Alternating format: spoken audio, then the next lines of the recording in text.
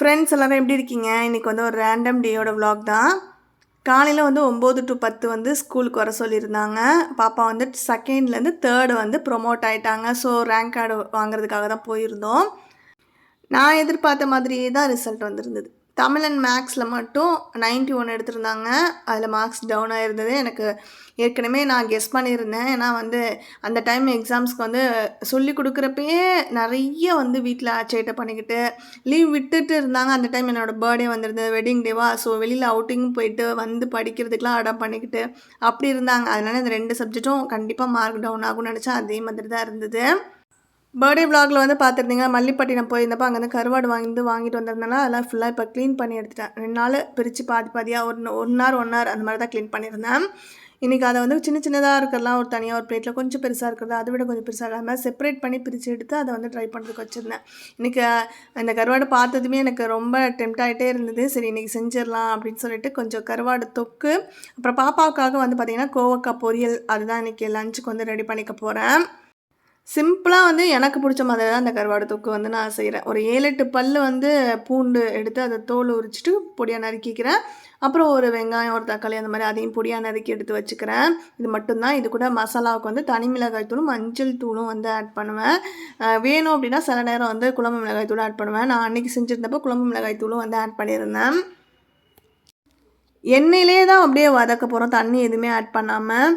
வதங்கி வந்து நல்லா எல்லாம் சுருண்டு வந்ததுக்கப்புறமா கருவாடையும் ஆட் பண்ணிவிட்டு ஒரு 1/4 டம்ளர் மட்டும் தண்ணி ஊற்றி அதையும் சேர்த்து மிக்ஸ் பண்ணிவிட்டு அகைன் ஒரு 2 to 3 மினிட்ஸ் வந்து வேக விட்டாவே போதும். அப்படியே அதுவும் சேர்ந்து அப்படியே சுருண்டு வந்துடும். சூப்பரான கருவாடு தொக்கு.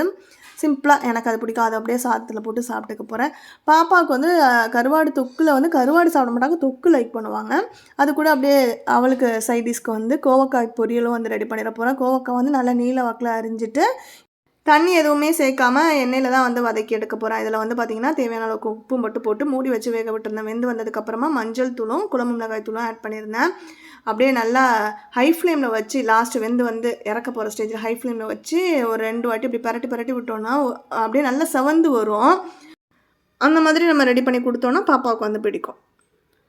சமையலில் வந்து என்னோடய ப்ரீ பிளானிங்கில் மெயினாக நான் பார்த்துக்கிற விஷயம் வந்து பாத்திரம் கழுவுறது வந்து எனக்கு பிடிக்காத விஷயம். அதனால் முடிஞ்ச அளவுக்கு வெசில்ஸை வந்து கம்மியாக தான் யூஸ் பண்ணுவேன்.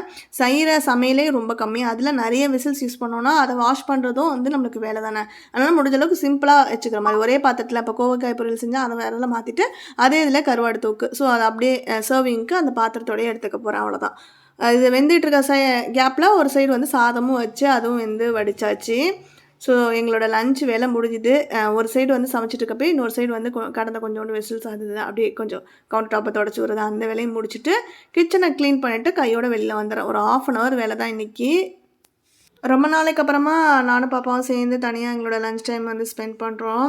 இந்த டைம் வந்து எப்போவுமே ஸ்கூலுக்கு போயிடுவாங்க. சாட்டர்டே சண்டேஸ் வீட்டில் இருந்தாங்க அப்படின்னாலும் ஊருக்கு போயிடுவோம். ஹஸ்பண்ட் வந்துடுவாங்க. இப்போ தான் எக்ஸாம்ஸ்லாம் முடிஞ்சு லீவ் விட்டுருக்காங்களா. ஸோ இன்றைக்கி ஃப்ரீயாக நாங்கள் 2 பேரும் எங்களோட லஞ்ச் டைம் படம் பார்த்துக்கிட்டே அப்படியே வந்து டைம் ஸ்பெண்ட் பண்ண போகிறோம். மூவி பார்க்குறது வந்து எங்கள் 2 பேருக்குமே பிடிக்கும். அதனால் நாங்கள் 2 பேரும் தனியாக இருக்கோம். ஒரு லஞ்சோ இல்லை டின்னரோ அப்படின்னா டக்குன்னு வந்து படத்தை போட்டு விட்டுருவோம். அன்றைக்கி வந்து ஹாய் நானா மூவி தான் பார்த்துருந்தோம். ரொம்ப சூப்பராக இருந்துச்சு படம். ஃபேமிலியோடு சேர்ந்து பார்க்குறதுக்கு ஒரு ஃபீல் குட் மூவி. ரொம்ப நல்லா இருந்தது. எங்கள் ஏரியாவில் பக்கத்தில் வந்து அங்காள ஈஸ்வரி அம்மன் கோவில்ன்ட்டு இருக்காங்க. அங்கே வந்து பங்குனி உத்திர திருவிழா.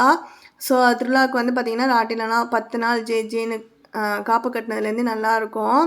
எப்போவுமே லாஸ்ட் டே தான் போவோம். ரொம்ப கூட்டமாக இருக்கும். இந்த வருஷம் வந்து சரி எக்ஸாம் முடிஞ்சிருச்சுன்னா போவோம். ஏன்னா எப்போவுமே இல்லைனா எங்கள் பர்த்டே அன்றைக்கி போவோம். அன்றைக்கி எக்ஸாம் இருக்கும். போயிட்டு அவசரமாக வர மாதிரி இருக்கும். அதனால் வெயிட் பண்ணி பர்த்டே அன்றைக்கி கூட நான் கூட்டிகிட்டு போகல பாப்பாவை. எக்ஸாம் முடியிட்டு போகலாம் அப்படின்னு சொல்லிட்டு எக்ஸாம் முடிஞ்சிருச்சு அப்படின்றதுனால நல்லா ஜாலியாக ஈவினிங் டைமில் வந்து போயிட்டு என்ஜாய் பண்ணிட்டு இருந்தோம். ஹஸ்பண்ட் வந்து வெளியில் போயிருந்தாங்க. அவங்க வர வரைக்கும் ஃபஸ்ட்டு நாங்கள் ஒரு ரவுண்டு போயிட்டு என்ஜாய் பண்ணிட்டு இருந்தோம். அதுக்கப்புறம் அவங்க வந்ததுக்கப்புறம் பாப்பா அவங்களும் சேர்ந்து ரவுண்டாக இருக்கணும் பெரிய ராட்டினம் சுற்றுறது. அதில் நான் மேலே சுற்றுறதுலாம் எதுலேயுமே போக மாட்டேன். எனக்கு தலை சுற்றுற மாதிரி இருக்கும். அந்த இடமே வந்து ஒரு மாதிரி அதிர்ற மாதிரி ஒரு ஃபீல் இருக்கும் எனக்கு. அந்த இடத்துக்கு போகவே வந்து கொஞ்சம் பயமாக தான் இருக்கும். அதை யாராவது போயிட்டு இருக்கிறத பார்க்குறதுக்கே எனக்கு ஒரு மாதிரி பதட்டமாக இருக்கும். அப்புறம் எப்படி நான் போகிறது? அதனால் நான் போக மாட்டேன். பாப்பாவும் ஹஸ்பண்ட் மட்டும் அதிலெல்லாம் போயிட்டு வருவாங்க. நான் பாப்பாவுக்காக சப்போர்ட் பண்ணி ஃபஸ்ட்டு போயிட்டு அவளை ஒரு சர்க்கஸ் மாதிரி ரெடி பண்ணியிருந்தாங்க பலூனில், அதில் வந்து விளையாட விட்டுருந்தேன். அதுக்கப்புறம் நாங்கள் வந்து இந்த பால்ஸ் போட்டு விளையாடுறது வேண்டவே வேண்டாம்னு சொன்னேன், கேட்கவே இல்லை. அதில் வந்து பார்த்திங்கன்னா பால்ஸ் போட்டு ஒரு பிளாஸ்டிக்கில் ஒரு டப்பா ஒன்று பாப்பா ரொம்ப ஆசைப்பட்டாலேன்னு சொல்லிட்டு போட விட்டுட்டேன். கடைசியில் எப்பவும் போல தான், அதெல்லாம் தெரிஞ்ச விஷயம் தானே, அதில் அது மாதிரி ஏதாவது பிளாஸ்டிக் டப்பா தான் கிடைக்கும், அது மாதிரி ஏதோ ஒன்று கிடச்சிது. அதையும் வாங்கிட்டு அப்புறம் அங்கே இருக்க ஃபுட் வெரைட்டிஸ் ஸ்டால் மாதிரிலாம் போட்டிருந்தாங்க. அதில் வந்து பார்த்திங்கன்னா காலிஃப்ளவர் சில்லி, அப்புறம் வந்து ஸ்வீட் கார்ன் பாப்பாவுக்கு பிடிக்கும்ன்றனால அது, அப்புறம் கோலா ஐஸ்ன்னு சொல்லிட்டு நான் ஃபஸ்ட் டைம் பார்த்தேன். என்னமோ கலர் கலராக ஜெல்லி மாதிரி இருந்துச்சு. ஒரு ஐஸ்லேயே கலர் கலராக ஏதோ லிக்விடை ஊற்றி கொடுத்த மாதிரி. குழந்தைங்க நிறைய பேர் சாப்பிட்டுருந்தாங்களா, அப்புறம் பாப்பா கேட்காம இருப்பாளா, அதனால் அதையும் கேட்டு வாங்கி ஃபுல்லாக ஒரு வெட்டினாங்க. ஃபுல்லாக ஒரு ரவுண்டு சுற்றிட்டு நல்லா ஜாலியாக என்ஜாய் பண்ணிட்டு இருந்தோம். அதுக்குள்ளே ஹஸ்பண்டும் வந்துட்டாங்க. அவங்க வந்ததுக்கப்புறமா அந்த ராட்டினத்துலலாம் போயிட்டு அதெல்லாம் என்ஜாய் பண்ணிவிட்டு 2 மணி நேரத்துக்கிட்ட வந்து நல்லா அங்கே டைம் ஸ்பெண்ட் பண்ணி என்ஜாய் பண்ணோம்.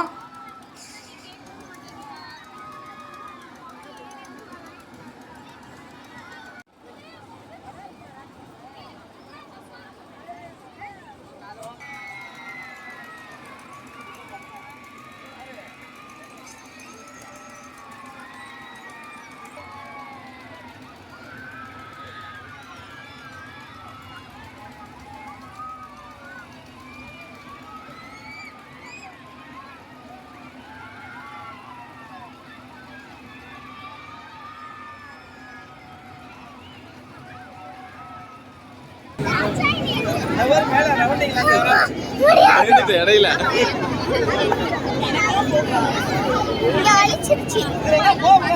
ரொம்ப டயர்டாக இருக்குது, கடையில் ஏதாவது வாங்கி சாப்பிட்லான்னு பார்த்தா பாப்பா எனக்கு இட்லி ஊற்றி சட்னி, கார சட்னி வச்சு கொடுங்கம்மான்னு கேட்டுட்டா. அப்போ நீ தான் பக்கத்தில் நின்றுட்டு எனக்கு சப்போர்ட் பண்ணணும்.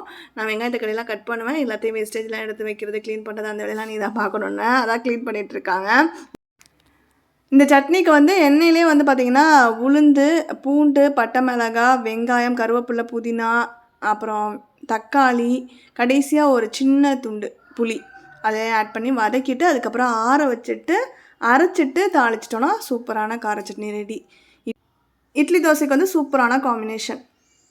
இட்லி வந்து இன்றைக்கி பிளேட்டில் வந்து எண்ணெய் தடவிட்டு ஊற்றி ட்ரை பண்ணலான்ட்டு ஹஸ்பண்ட் சென்னையிலலாம் அப்படி தான் நாங்கள் ஊற்றி சாப்பிட்றோம், அந்த மாதிரி ஊற்றுனாங்க. அதனால் அப்படி தான் ஊற்றி ட்ரை பண்ணேன். கொஞ்சம் நேரம் ஆற வச்சுட்டு எடுத்தோன்னா சூப்பராக அப்படியே பிளேட்டில் ஒட்டாமல் வந்துடுது.